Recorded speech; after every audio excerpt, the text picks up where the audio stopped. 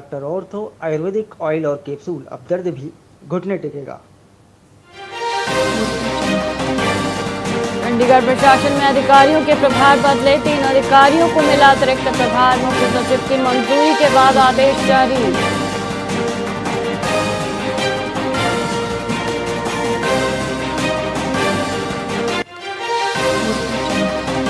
हिसार के एचएयू और एलयूबीएस के ऑफिस टाइम में बदलाव। अब सुबह 9 बजे से खुलेंगे कार्यालय। ग्रीष्मकालीन शेड्यूल हुआ खत्म।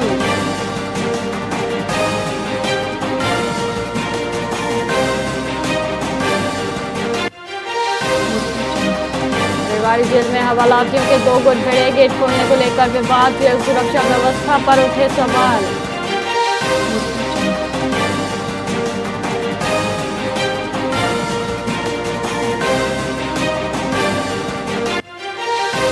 यमुनानगर में सराफा व्यापारी से 3 करोड़ की लूट। दिन दहाड़े बदमाश 2 किलो सोना लूट कर हुए फरार।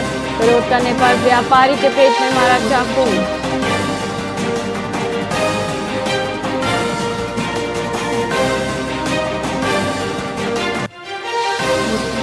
कांग्रेस प्रदेश प्रभारी संजय दत्त कल से रेवाड़ी दौरे पर। 2 दिवसीय प्रवास पर करेंगे संगठन की समीक्षा। प्रदेशाध्यक्ष राम नरेंद्र सिंह भी रहेंगे मौजूद।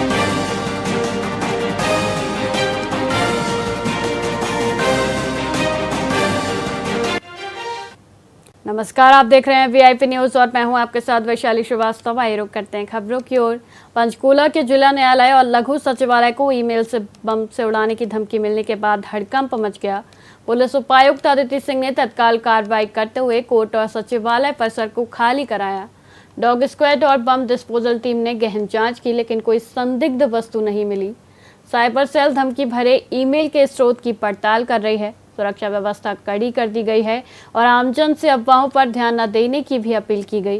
पुलिस कमिश्नर पंकज नैन के निर्देशानुसार सुरक्षा प्रोटोकॉल का पालन करते हुए त्वरित कार्रवाई सुनिश्चित की गई। स्थिति अब सामान्य और सुरक्षित है।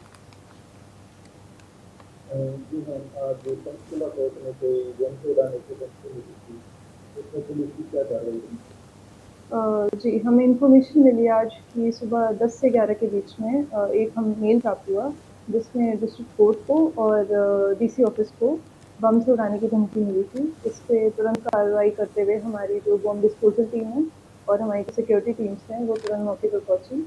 पहले कोर्ट की जांच शुरू करी गई और वहाँ पे स्निफर डॉग्स को भी घुमाया गया। तो पूरे दफ्तर को खाली करवाया गया और सारे एम्प्लॉइज़ की सेफ्टी को मेंटेन करने के लिए। और वहाँ पे कुछ भी संदिग्ध वस्तु वहाँ पे प्राप्त नहीं हुई है और कुछ भी सस्पिशियस आइटम नहीं पाया गया है।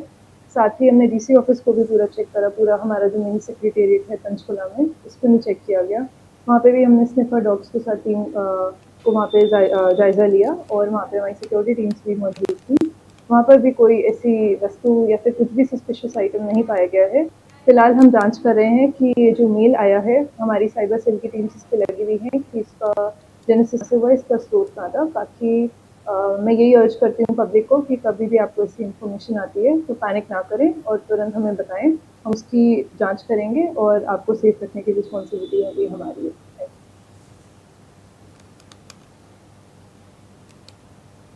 फरीदाबाद के सेक्टर 14 में सीवर लाइन बिछाने के लिए सड़क के नीचे बोरिंग का काम चल रहा था। इस दौरान बाहर काम कर रहे 2 मजदूरों की करंट लगने से दर्दनाक मौत हो गई। मृतकों की पहचान 35 वर्षीय शहनशाह और 55 वर्षीय मनीष के रूप में हुई है, जो मूल रूप से बिहार के रहने वाले थे।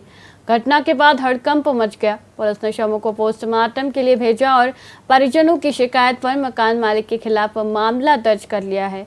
थाना सेंट्रल के प्रभारी सतबीर ने बताया कि बिजली की लाइन के संपर्क में आने से यह हादसा हुआ। क्या नाम है आपका? जावेद। जावेद जी, क्या हो गया घटना? घटना जी मेरे को नहीं पता। 4 बजे मेरे पास फोन आया, मैं कंपनी में था, बोला कि सेंसर ऐसी बात है। उसके दोस्त का फोन आया कि मेट्रो हॉस्पिटल आ जाओ, सेंसर करंट लग गया, मरने का आधार पे है। फिर फोन काट दिया मैंने, ठीक है मैं आ रहा हूँ। फिर 10 मिनट बाद उसका फोन आ रहा कि खत्म हो गया। तो क्या जानकारी मिली? जानकारी ये उसके दोस्त ये बोल रहे हैं कि प्लम्बर का काम करता था, ये नीचे बोगी मार रहा था वो जमीन के अंदर। तो करंट लगने से की मारी जा रही थी? ये पाइपलाइन की है, जैसे कनेक्शन। अच्छा, ये तार का कनेक्शन डालते हैं वो? तार का नहीं, पानी का कनेक्शन। हाँ। नीचे? ये नीचे नीचे कितने फुट? पता नहीं 9 फुट पानी होगी। निकालने वाली थी क्या? नहीं, पाइप डाल रहे थे वो बोकी मारने से पहले। वो नहीं नहीं, पहले पानी निकलता तभी तो वो पानी निकाल रहा पानी से तो वो बोकी मारते, वो होल खुलता। तो ये तार डाल केबल की तार थी क्या था? अंदर तार पहले से था, वो लोहे केबल कट की लग तार गया। डालने वाले लोग हैं या ये पहले मर पानी का तो ये तार करंट डालने कहाँ से वाला, क्या पाइप चीज़ डालने लगा? वाला, पानी वाले। पानी का पाइप जो होता है ना कनेक्ट। सबमर्सिबल काम करता है क्या? हाँ मान लो ऐसा ही। हाँ, यही मान लो। तो कहाँ घटना है? ये भी नहीं बता सकता। तो क्या जानकारी मिली अब तक? जानकारी यही बस हुई है कि बस वहाँ करंट लगा है इनको, 2 आदमी को। अच्छा, दूसरे का नाम पता है? दूसरे का नाम नहीं पता। सुनने में आया मनीष है ना। मनीष नाम है। अच्छा, तो आप लोग कहाँ मिला उसका शव? सब साइंस का बॉडी कहाँ रखी थी? वहाँ रखी थी मेट्रो हॉस्पिटल में। पर पुलिस हम लोग बाहर थे, वो चले गए थे मालिक को लाने और लेबर। मैं बाहर ही था। बाहर ये पुलिस वाले क्या काम किए, ये पीछे वाले रास्ते से ले गए बॉडी को यहाँ ला के डाल परिवार को दिया। नहीं बताया? हैं? किसी को नहीं बताया। बॉडी रखवा दी यहाँ पर? बॉडी यहाँ ला के रखवा दी। जब मेट्रो में जब डेथ हो गई थी तो पुलिस को परिवार को वही बुला लेना चाहिए था। वही बुलाना चाहिए। ये तो मैं ये आदमी निकल गए, उसके पीछे से ला के डाल दिए यहाँ पे। मैंने तो उनको, ये आ ही रहे थे रास्ते में ही थे। पहुंची जब मैंने तक फोन कर दिया था जब बुलाया था क्या किसी के पास? अब ये नहीं बता सकता मैं। नहीं एसएचओ साहब, 2 लोगों की जो है करंट से द्वारा मौत हुई है, क्या है पूरा मामला? कल शाम को ये अपना सीवर पाइप की सप्लाई के लिए पाइपलाइन लगा रहे थे, जिसमें करंट लग गया। दो लड़कों को एक्सपायर हो गए, जिसमें मुकदमा कर लिया गया है। अभी पोस्टमार्टम करा के बॉडी हॉर्न कर दी, मुकदमा कर दिया गया है। दोनों के नाम क्या है? पीछे से रहने वाले कहाँ के हैं? एक का नाम सहसा है, एक का नाम मनीष चौधरी है। दोनों बिहार के रहने वाले हैं, यहाँ लेबर का काम करते हैं। तो किसके अंदर में ये काम कर रहे थे?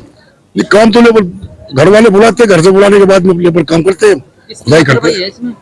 यहाँ पर ये तफ्तीश का मुकदमा मामला है, जैसे तफ्तीश सामने आएगा वैसे कार्रवाई की जाएगी। मुकदमा किस पे दर्ज किया अभी मकान वाले पता किया, मकान मालिक? तो इसमें कुछ सामने लेडीज भी आ रही है जो अपने आपको पत्नी बता रही है? ये अभी ऐसा कोई मामला हमारे सामने नहीं आया है। तो अभी पुलिस क्या कर रही है?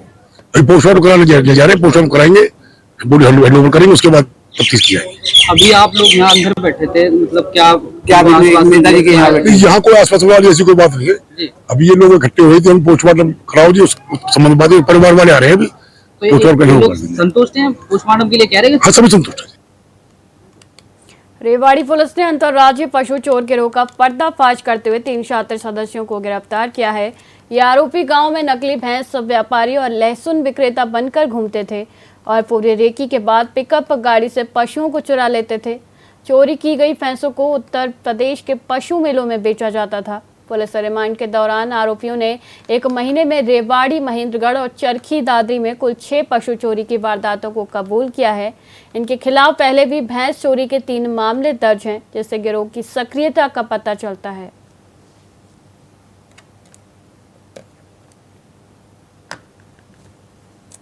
मैं आपके माध्यम से बताना चाहूँगा कि हमारी सीआईए कोसली की टीम ने बहुत ही अच्छा कार्य करते हुए एक अंतर्राज्यीय भैंस चोर गिरोह का पर्दाफाश किया है और इस गिरोह के 3 लोगों को गिरफ्तार करने में सफलता हासिल की है। इसके बैकग्राउंड में मैं जानना चाहूँगा कि 11-12 जुलाई 2026 की रात को रोडाई गांव से एक भैंस और एक कटिया चोरी हुई थी, जिसकी सूचना पुलिस को मिली और कंसर्न थाना द्वारा तुरंत उसके ऊपर एफआईआर दर्ज की गई।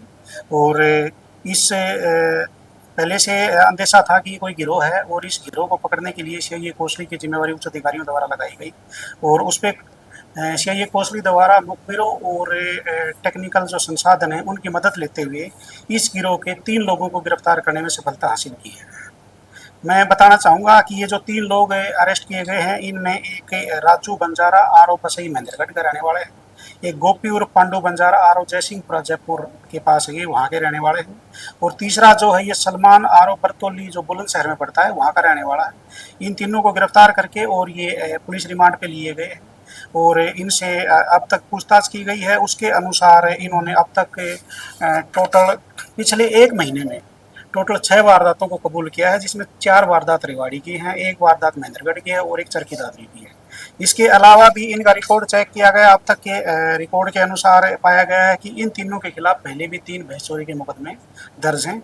इसके अलावा अभी और इनसे गहनता से पूछताछ करके और अगर किसी वारदात में संलिप्त हैं उनके बारे में पता किया जाएगा और जो किसानों की भैंस चोरी हुई है उनको रिकवर करने की कोशिश की जाएगी।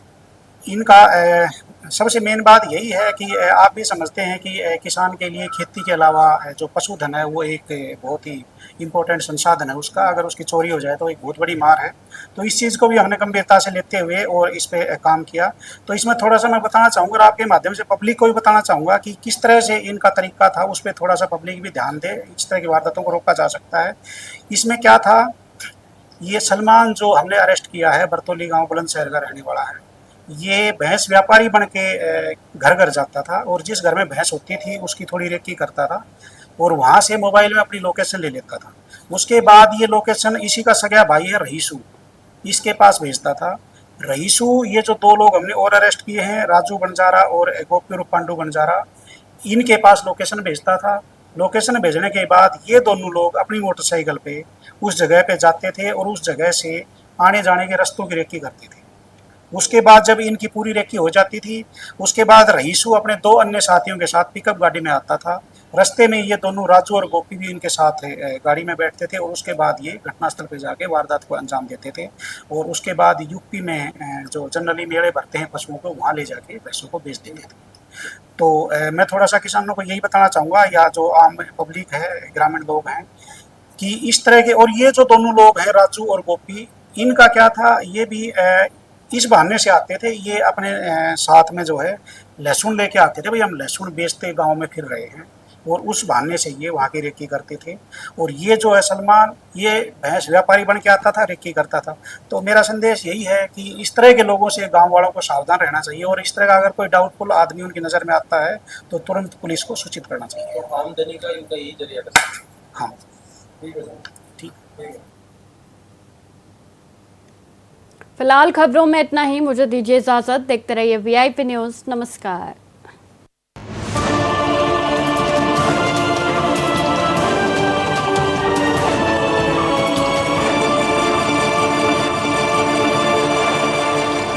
टिकेगा।